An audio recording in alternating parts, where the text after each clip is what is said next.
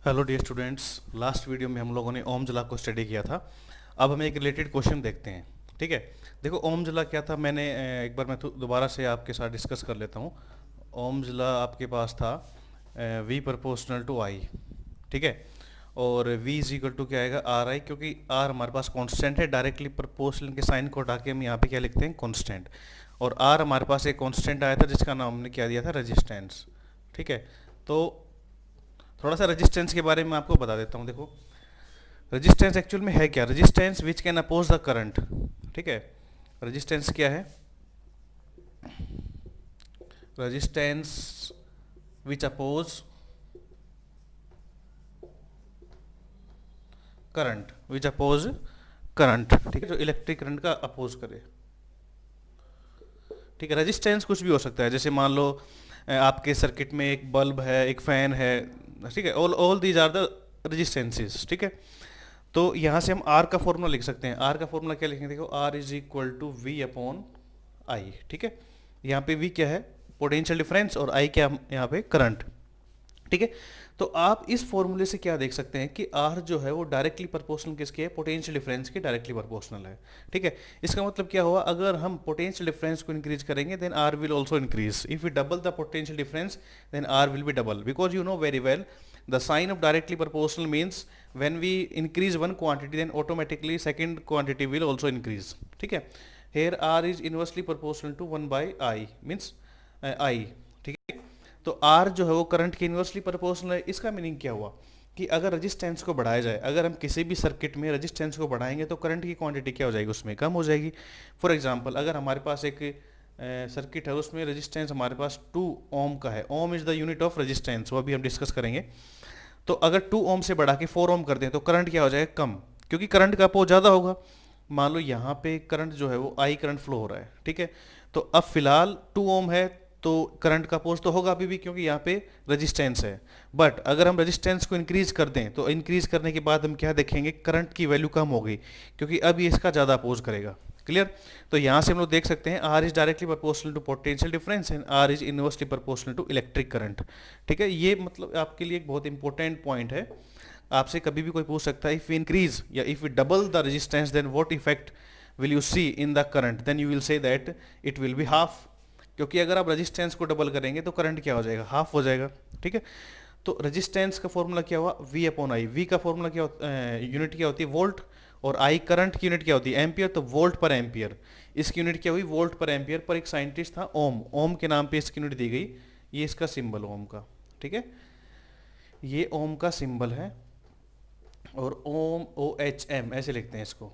ठीक है, तो रेजिस्टेंस की यूनिट क्या होती है, ओम, और ओम का सिंबल आपके सामने है। आप इस सिंबल का यूज करके ओम की यूनिट को डिनोट कर सकते हैं। ठीक है, तो ये रेजिस्टेंस के बारे में था कि रेजिस्टेंस क्या है, which oppose the current. Resistance is directly proportional to potential difference and it is inversely proportional to electric current. The unit of resistance is ohm. ठीक है, अब इस क्वेश्चन को हम सोल्व करने की कोशिश करते हैं।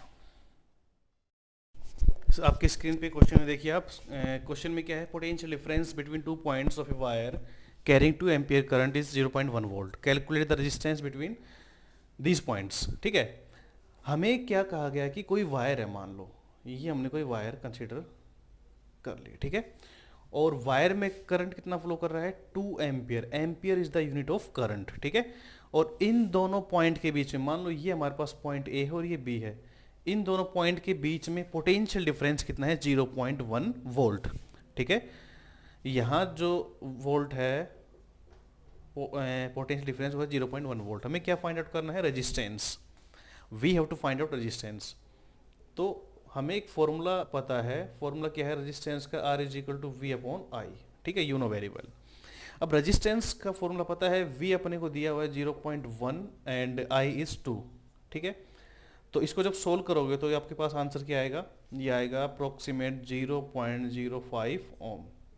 ठीक है, तो ये जो फॉर्मूला है R is equal to V I, it is very important formula. इससे आप करंट निकाल सकते हो। अगर आपको R और V दिया गया हो आप V फाइंड आउट कर सकते हो। अगर आपको R और I दिया हो और अगर V और I आपको गिवन है तो आप R बड़ी आसानी से यहाँ पे फाइंड आउट कर सकते हैं। ठीक है, तो ये रेजिस्टेंस के बारे में एक हमने थ्योरी पढ़ी और एक न्यूमेरिकल भी देखा। ठीक है, थ्योरी आप लोगों को आई थिंक समझ में आई होगी कि रेजिस्टेंस एक्चुअल में है क्या, जो करंट का अपोज करे। अगर मैं यहाँ पे एक रेजिस्टेंस लगा दूँ, ठीक है, रेजिस्टेंस, तो अब ये देखो, ये सिंबल रेजिस्टेंस का मैं आपको पहले बता चुका हूँ, ये जो सिंबल है ये रेजिस्टेंस का सिंबल है।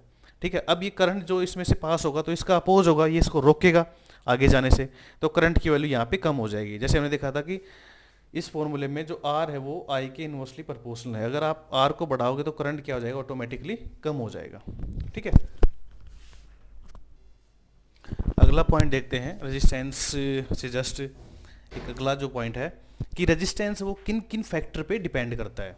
ठीक है, कि हम ऐसा क्या करें कि रेजिस्टेंस इंक्रीज हो डिक्रीज हो, किस किस पे किसी मटेरियल का जो रेजिस्टेंस वो डिपेंड करता है। सबसे पहले length of the conductor. For example अगर हम एक कंडक्टर लें, ठीक है, मान लो उसकी लेंथ एल है, ठीक है, और हमने क्या किया, इसको स्ट्रेच करके इसकी लेंथ को हमने इंक्रीज कर दिया, इसकी लेंथ को हमने इंक्रीज कर दिया, ठीक है, और इसको डबल कर दिया हमने, 2L कर दिया। आप देख सकते हैं कि अगर आप किसी भी वायर को स्ट्रेच करते हो तो उसका जो ये एरिया ऑफ क्रॉस सेक्शन है, इसको बोलते हैं, ये ना, इसको बोलते हैं एरिया ऑफ क्रॉस सेक्शन। आप वायर को जब स्ट्रेच करोगे तो एरिया ऑफ क्रॉस सेक्शन कम हो जाता है, उसकी लेंथ तो बढ़ जाती है but area of cross section क्या हो जाता है, कम हो जाता है। तो हमारे पास एक वायर थी एल लेंथ की और हमने उसको स्ट्रेच करके उसकी लेंथ को डबल कर दिया।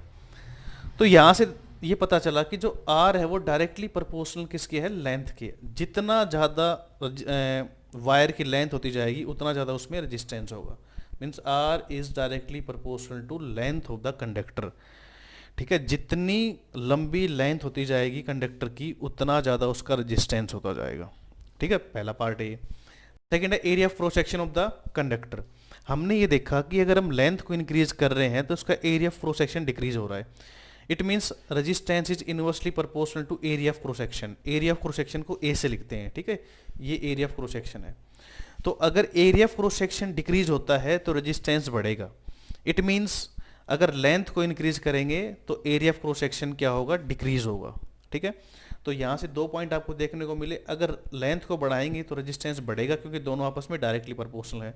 अगर एरिया ऑफ क्रॉस सेक्शन को बढ़ाएंगे तो रेजिस्टेंस कम होगा क्योंकि these are inversely proportional to each other. Third है nature of the material of the conductor. Depend करेगा कंडक्टर कैसा है, सिल्वर है, कॉपर है, निक्रोम है। ठीक है, अलग अलग कंडक्टर के लिए रेजिस्टेंस की वैल्यू अलग अलग होती है। ठीक है, एक सिल्वर के लिए रेजिस्टेंस अलग होगा, कॉपर के लिए अलग होगा, ठीक है, निक्रोम वायर के लिए अलग होगा।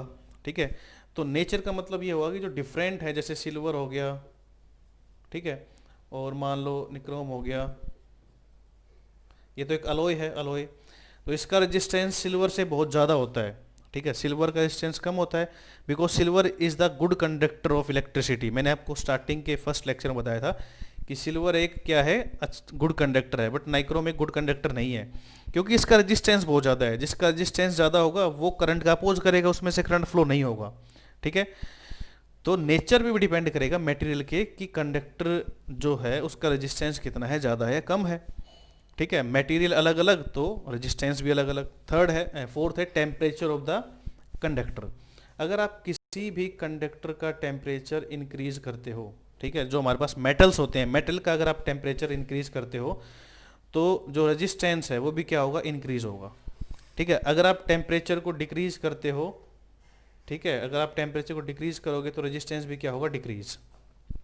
इस बात को आपको ध्यान रखना है कि टेम्परेचर ऑफ कंडक्टर पे कैसे डिपेंड करता है। If you increase the temperature then resistance will also increase, and if you decrease the temperature then resistance will also decrease. तो ये कुछ फैक्टर्स थे जिन पे रेजिस्टेंस की वैल्यू डिपेंड करती है। क्या क्या थे, length of the conductor, area of cross section of the conductor, nature of the material of the conductor and temperature of the conductor.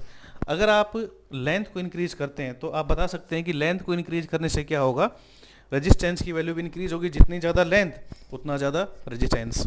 ठीक है, और एरिया ऑफ क्रॉस सेक्शन पे कैसे डिपेंड करेगा, एरिया ऑफ क्रॉस सेक्शन अगर ज़्यादा है तो रेजिस्टेंस की वैल्यू ऑटोमेटिक कम होगी। ठीक है, तो और थर्ड क्या है, nature of the material of the conductor. Means अलग अलग मटेरियल्स के लिए जो रेजिस्टेंस है कंडक्टर का वो क्या होगा, अलग अलग होगा। ठीक है, और बात करें टेम्परेचर की, अगर आप टेम्परेचर को इंक्रीज या डिक्रीज कर रहे हो, ठीक है, तो उस पर भी डिपेंड करेगा कि रेजिस्टेंस कैसा हो रहा है। टेम्परेचर को इंक्रीज करोगे तो रेजिस्टेंस इंक्रीज, और टेम्परेचर को डिक्रीज करोगे तो रेजिस्टेंस भी क्या होगा, डिक्रीज। ठीक है, इससे आगे हम एक एक पॉइंट और देखते हैं। देखो, एक हमारे पास टॉपिक आएगा रजिस्टिविटी। ठीक है, रजिस्टिविटी क्या होता है देखिए।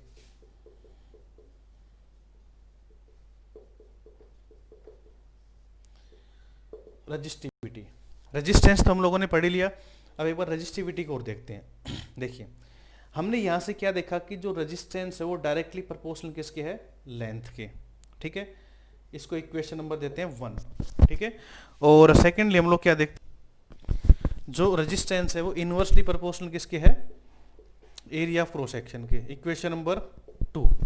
ठीक है, देखो यहां से फर्स्ट इक्वेशन लिखी है हमने और यहां से सेकंड इक्वेशन, क्योंकि पता है हमें कि जो रेजिस्टेंस है वो लेंथ पे भी डिपेंड करता है और एरिया ऑफ क्रॉस सेक्शन पे भी। ठीक है, तो लेंथ के तो डायरेक्टली प्रोपोर्शनल है और एरिया ऑफ क्रॉस सेक्शन के इनवर्सली प्रोपोर्शनल है। तो इक्वेशन 1 और 2 को अगर हम ऐड करें फ्रॉम इक्वेशन 1 एंड 2, तो हमारे पास क्या आएगा, R is proportional L by A, लिख सकते हैं हम ऐसा। ठीक है, ये हमारे पास साइन ऑफ प्रोपोर्शनलिटी है, अगर इसको हटाएंगे तो एक कांस्टेंट आएगा। ठीक है, तो R इज इक्वल टू, तो कांस्टेंट हमारे पास क्या आएगा, एक नया कांस्टेंट आएगा, इसको हम नाम देते हैं रो, रो एल बाई ए। देखो ये जो हमारे पास कांस्टेंट आया है, कांस्टेंट। ठीक है, इस कांस्टेंट को क्या नाम देते हैं हम, रजिस्टिविटी, इसको नाम देते हैं रजिस्टिविटी। ठीक है, ये जो हमारे पास कांस्टेंट आया है इसको हम क्या नाम देते हैं, रजिस्टिविटी। ठीक है, और देखो इसका नाम क्या, आप एक बार ध्यान रखें, इसको RHO, रो से लिखते हैं इसको। ठीक है, तो यहां से आप लोग देखिए कि R proportional to L, first हमने इससे इक्वेशन लिखी, R inversely proportional to area of cross section, second point से हमने सेकंड इक्वेशन लिखी, दोनों को ऐड कर दिया तो हमारे पास इक्वेशन आई R proportional L by A. अगर साइन ऑफ प्रोपोर्शनलिटी को हटाएंगे तो क्या आएगा, कांस्टेंट आएगा, कांस्टेंट हमारे पास क्या आ गया, रो। ठीक है, और इस कांस्टेंट को हमने क्या नाम दिया, रजिस्टिविटी। ठीक है, रजिस्टिविटी। रजिस्टिविटी का एक नाम और भी आप याद रखना, स्पेसिफिक रेजिस्टेंस भी इसको बोल देते हैं, स्पेसिफिक रेजिस्टेंस भी इसका एक नाम है। ठीक है, स्पेसिफिक रेजिस्टेंस। तो पहले हमने रेजिस्टेंस के बारे में स्टडी किया कि एक्चुअल में रेजिस्टेंस है क्या, रेजिस्टेंस के वो फैक्टर जिन पे वो डिपेंड करता है। उसके बाद हमने इनकी हेल्प से हमने रेजिस्टिविटी को डिफाइन किया। ठीक है, रेजिस्टिविटी को पहले हमने मैथमेटिकली समझा कि एक्चुअल में रेजिस्टिविटी का फॉर्मूला, देखो यहाँ से रेजिस्टिविटी का फॉर्मूला भी हम लिख सकते हैं। तो जो रो का फॉर्मूला आएगा रेजिस्टिविटी का वो क्या आएगा, आर ए बाय एल, ये आ गया रेजिस्टिविटी का फॉर्मूला आ गया। ठीक है, क्रॉस मल्टीप्लाई करेंगे तो आप रेजिस्टिविटी का फॉर्मूला डिराइव कर सकते हैं। ठीक है, यूनिट भी लिख सकते हैं यहाँ से। यूनिट कैसे लिखेंगे, देखो यूनिट ऑफ रेजिस्टिविटी, रेजिस्टेंस की यूनिट क्या होती है, यूनिट ऑफ रेजिस्टेंस इज ओम, ओम होती है इसकी यूनिट। देखो अभी हमने लिखा था रेजिस्टेंस की यूनिट, जब लिखी तो हमें पता था ओम इसकी यूनिट है, और एरिया क्या होता है, मीटर स्क्वायर। ठीक है, और लेंथ की यूनिट क्या होती है, मीटर। तो 1 मीटर से मीटर स्क्वायर में 1 मीटर कैंसिल, तो हमारे पास इसकी यूनिट क्या बची, इसकी यूनिट बची ओम मीटर। ठीक है, तो रेजिस्टिविटी की यूनिट क्या होती है, ओम मीटर। ठीक है, आप इस बात को ध्यान रखना कि रेजिस्टिविटी की यूनिट क्या होती है, ओम मीटर। क्लियर। तो आई थिंक रेजिस्टिविटी मैथमेटिकली आपको समझ में आई होगी। इसकी यूनिट क्या होती है, ओम मीटर, रेजिस्टेंस की ओम होती है, एरिया की मीटर स्क्वायर, लेंथ की मीटर, तो मीटर टू मीटर कैंसिल, तो हमारे पास क्या बचा, ओम मीटर। ठीक है, ये हमने रेजिस्टिविटी को डिफाइन किया। One more thing we can see that Ohm's law में हमने क्या देखा था कि ओम्स लॉ में V प्रोपोर्शनल टू I था, V प्रोपोर्शनल टू I। तो अगर यहां से मैं ग्राफ ड्रॉ करना चाहें तो ग्राफ भी तो ड्रॉ कर सकते हैं V और I के बीच में। ठीक है, दोनों क्वांटिटी डायरेक्टली प्रोपोर्शनल है, तो एक को बढ़ाएंगे तो दूसरी बढ़ेगी, तो ग्राफ कैसा आएगा, स्ट्रेट लाइन। ठीक है, कई बार एग्जाम में पूछता है आपसे कि जो ओम्स लॉ है V प्रोपोर्शनल टू I, उसका ग्राफ ड्रॉ करो तो ग्राफ कैसा आएगा, स्ट्रेट लाइन ग्राफ आएगा। ठीक है, तो रजिस्टिविटी के बारे में हम लोगों ने पढ़ा यहाँ पे। ठीक है, कुछ और पॉइंट देखते हैं रजिस्टिविटी के। देखिए रजिस्टिविटी जो है वो डिपेंड किस पे करती है, जैसे रेजिस्टेंस डिपेंड करता है लेंथ पे, एरिया ऑफ क्रॉस सेक्शन पे, हमने अभी अभी पढ़ा।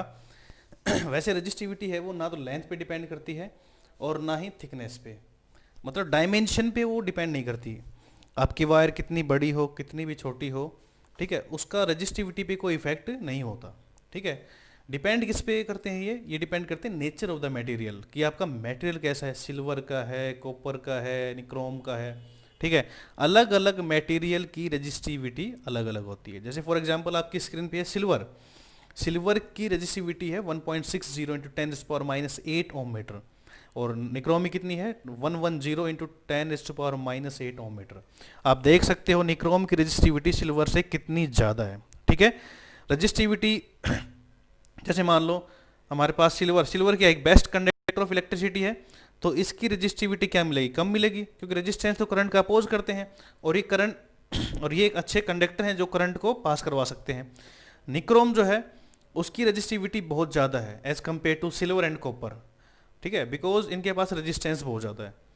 जो हीटिंग एलिमेंट होते हैं ना, हीटिंग एलिमेंट जैसे आयरन, ठीक है, आप घर में यूज़ करते हैं, टोस्टर, वो सब किसके बनते हैं, वो सब बनते हैं जिनकी रजिस्टिविटी बहुत हाई होती है, ठीक है, जो करंट का अपोज करते हैं। हीटिंग एलिमेंट जितने भी हैं वो उन मटेरियल से बनते हैं जिनकी रजिस्टिविटी हाई होती है, लाइक निक्रोम, मैग्नीन, ठीक है।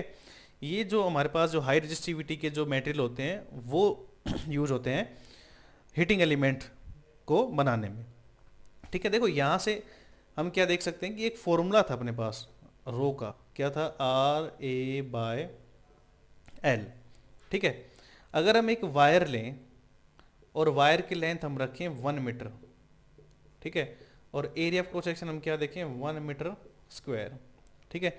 तो यहाँ से देखो अगर ये वाला जो हमने एज्यूम किया है फिनोमेना, अगर यहाँ पे हम इसको अप्लाई करें तो रो की वैल्यू किसके बराबर आएगी, आर के बराबर। आर क्या है रेजिस्टेंस और रो क्या है resistivity. So if a wire have length 1 meter and area of cross section 1 meter square then its resistivity is equal to resistance। अगर किसी वायर की लेंथ 1 मीटर है और उसका area cross section 1 metre square है, तो उस टाइम उस वायर की रेजिस्टिविटी किसके इक्वल आएगी, रेजिस्टेंस के। तो यहाँ से हम लोग क्या देख सकते हैं, सिल्वर की रेजिस्टिविटी है 1.60 इंटू 10⁻⁸ ओम मीटर। इसका मतलब अगर हम सिल्वर वायर 1 मीटर की लें और उसका area cross section 1 metre square रखें, तो इसका रेजिस्टेंस कितना होगा 1.60 इंटू 10⁻⁸ ओम मीटर, ठीक है। फिर से सुनो आप, अगर सिल्वर वायर को हम 1 मीटर लेंथ की लें और उसका एरिया 1 मीटर स्क्वायर लें, तो उसका जो रेजिस्टेंस है रेजिस्टिविटी के इक्वल होगा, और रेजिस्टिविटी कितनी है 1.60 इंटू 10⁻⁸ ओम मीटर। सो रेजिस्टेंस भी इसका इतना ही होगा। क्लियर, ये रेजिस्टिविटी के बारे में था, ये हमारे पास फॉर्मूला था रेजिस्टिविटी का, और यहाँ से हमने ये बताया कि रेजिस्टिविटी वो रेजिस्टेंस के इक्वल आ सकती है कब, जब हम लेंथ क्या लें 1 मीटर और एरिया कितना लें क्रॉस सेक्शन 1 मीटर स्क्वायर। ऐसे ही जो हमने पीछे ओम्स लॉ में भी पढ़ा था, ओम्स लॉ में जो हमारे पास एक फॉर्मूला आया था R = V/I, तो यहाँ से हम 1 ओम को भी तो डिफाइन कर सकते हैं। 1 ओम क्या आएगा 1 वोल्ट अपॉन 1 एम्पियर। मीन्स अगर हमारे पास कोई वायर है, ठीक है, वायर के अक्रॉस अगर पोटेंशियल डिफरेंस 1 वोल्ट का है और इसमें करंट 1 एम्पियर फ्लो हो रहा है, तो इसका मतलब इसके पास कितना रेजिस्टेंस है 1 ओम, ठीक है। व्हेन ए वायर है 1 volt potential difference and 1 ampere current is flowing then it is said to be a 1 ohm. वहाँ पे रेजिस्टेंस क्या होगा 1 ओम, ठीक है। तो ये रेजिस्टेंस और रेजिस्टिविटी के बारे में कुछ बेसिक टर्म्स थी। अब एक न्यूमेरिकल सोल्व करते हैं हम लोग। देखिए क्वेश्चन आपके स्क्रीन पे है, देखो रेजिस्टिविटी का क्वेश्चन में क्या है, wire is 1 metre long 0.2 mm, mm क्या होता है मिलीमीटर। देखो 1 mm में कितने मीटर होते हैं 10⁻⁻, तो 1 mm क्या होता है 10⁻³ मीटर, ठीक है। अब देखिए हमें फाइंड आउट क्या करना है रेजिस्टिविटी, और क्या क्या आपको गिवन है, देखो गिवन है आपको क्वेश्चन में लेंथ इज 1 मीटर, एरिया होता है πr², ठीक है, सर्कल का एरिया क्या होता है πr² तो होता है, और एरिया ऑफ क्रॉस सेक्शन कैसा है सर्कुलर ही है तो πr², और हमें क्या दिया हुआ है, हमें डायमीटर दिया हुआ, तो डायमीटर से हम क्या फाइंड आउट कर लेंगे, रेडियस कर लेंगे फाइंड आउट। तो एक कितना आएगा पाई और आर कितना आएगा 0.2/2, तो ये आएगा अपने पास 0.1, ठीक है, इंटू 0.1, और मिलीमीटर है, मिलीमीटर का भी स्क्वायर होगा तो 10⁻⁻⁶। देखिए पहले हमने डायमीटर को किस में चेंज किया, रेडियस में चेंज किया। रेडियस में चेंज करेंगे तो क्या करेंगे, डिवाइड बाई 2 तो 0.1 आएगा, स्क्वायर है तो 0.1 इंटू 0.1, और मिलीमीटर को मीटर में चेंज करेंगे तो 10⁻⁻⁶। हम जो भी यहाँ पे क्वांटिटी लिखेंगे सारी किस में लिखेंगे, एसआई यूनिट्स में, मीटर में लिखेंगे, ठीक है। तो यहाँ पे जो रेजिस्टेंस है, रेजिस्टेंस की वैल्यू कितनी है, देखो 10 ओम, ठीक है। We have to find out resistivity, so we know what we know, resistivity का फॉर्मूला क्या होता है, rho is equal to R A upon L, ठीक है, आर ए अपॉन एल। तो रेजिस्टेंस तो अपने को गिवन है, कितना गिवन है, देखो 10, resistance is 10, and what is a अपने पास है देखो पाई इंटू 0.1 इंटू 0.1 इंटू 10⁻⁻⁶, और लेंथ अपने पास कितनी है भाई, लेंथ अपने पास है 1 मीटर, ठीक है। सोल्व करते हैं इसको, सोल्व करेंगे तो देखो पॉइंट यहाँ से हटाएंगे तो नीचे कितना आएगा 100, ठीक है। यहाँ से पॉइंट आप अगर हटाओगे तो नीचे कितना आएगा 100, ठीक है। 100 है 10⁻² प्लस ऊपर जाएगा तो कितना बन जाएगा 10⁻⁻8, -8 बनेगा। ये मीन्स हम क्या लिख सकते हैं यहाँ पे 10 पाई इंटू 10⁻⁻8, ठीक है। सोल्व करते हैं इसको फर्दर, 10 इंटू 22/7 इंटू 10⁻⁻8, क्या वैल्यू बनेगी यहाँ से, ये बनेगी 220/7 इंटू 10⁻⁻8, ठीक है। इसका आंसर देखिए क्या आएगा, इसको डिवाइड करेंगे तो ये आएगा 3, ठीक है। इसके बाद यहाँ से 1 बचेगा तो 1, ठीक है, 0.4 इंटू 10⁻⁻8, और इसकी यूनिट क्या लिखेंगे हम, ओम मीटर, ठीक है। ओम मीटर क्या आएगी इसकी यूनिट। तो ये हमारे पास रेजिस्टिविटी आ गई, ठीक है। किसकी रेजिस्टिविटी, एक ऐसी वायर जिसकी लेंथ 1 मीटर है और जिसका डायमीटर 0.2 मिलीमीटर है। देखो फॉर्मूला आप लोगों को पता है, ठीक है, बस आपको कंसेप्ट यूज करना है। डायमीटर देख के आप कंफ्यूज हो जाएंगे, बट हमें पता है कि एरिया क्या होता है, pi R square, R is the radius, diameter आपको गिवन है, तो डायमीटर गिवन हो तो आप रेडियस फाइंड आउट कर लेंगे, ठीक है। d/2 क्या होता है, रेडियस तो होता है d/2, तो 2 से डिवाइड करेंगे तो क्या आएगा 0.1, और स्क्वायर तो 0.1 इंटू 0.1 और 10⁻⁻6, क्लियर।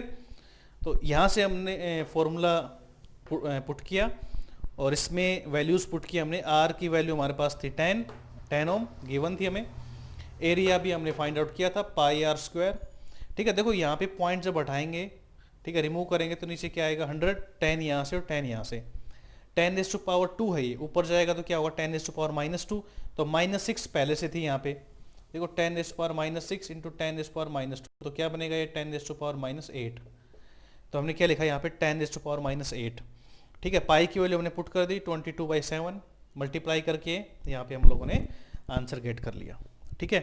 तो ये हमारे पास रेजिस्टिविटी और रेजिस्टेंस के बारे में था, ठीक है। रेजिस्टेंस और रेजिस्टिविटी में आपको डिफरेंस पता चल गया होगा। रेजिस्टेंस है वो length area of cross section पे डिपेंड करता है, रेजिस्टिविटी डिपेंड नहीं करती ना लेंथ पे ना एरिया ऑफ क्रॉस सेक्शन पे, मींस डायमेंशन पे तो रेजिस्टिविटी डिपेंड करती ही नहीं है, ठीक है। ये डिपेंड करती है नेचर ऑफ मटेरियल, कि आपका मटेरियल सिल्वर का है, कॉपर का है, ठीक है, वो निक्रोम का है, या कौन से मटेरियल का बना है, उस पर रेजिस्टिविटी डिपेंड करती है। अलग अलग मटेरियल के लिए रेजिस्टिविटी की वैल्यू अलग अलग होती है, ठीक है। और किस पे डिपेंड करती है रेजिस्टिविटी, टेम्परेचर पे डिपेंड करती है, ठीक है। तो रेजिस्टिविटी केवल 2 फैक्टर पे डिपेंड करती है, पहला एक तो नेचर ऑफ मटेरियल कि मटेरियल कैसा है, और दूसरा टेम्परेचर की टेम्परेचर कैसा है, ज़्यादा है या कम है।